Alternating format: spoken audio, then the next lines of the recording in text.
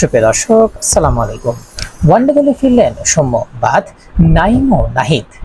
আসন্ন West Indies সিরিজকে সামনে রেখে বাংলাদেশের ওয়ানডে স্কোয়াডে এসেছে কিছু পরিবর্তন।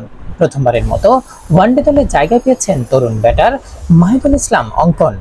আর অনেকদিন পর আবারও জাতীয় দলে ফিরেছেন সৌম্য সরকার।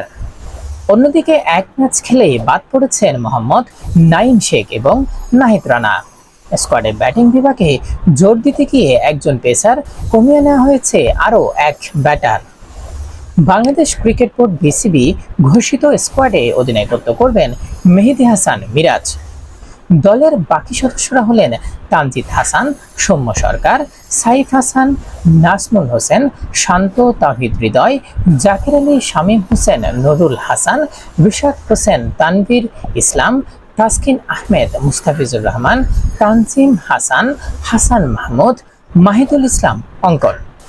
সুপ্রিয় দর্শক, এ ধরনের মজার খবর পেতে আমাদের সঙ্গে থাকুন। ধন্যবাদ। আসসালামু আলাইকুম।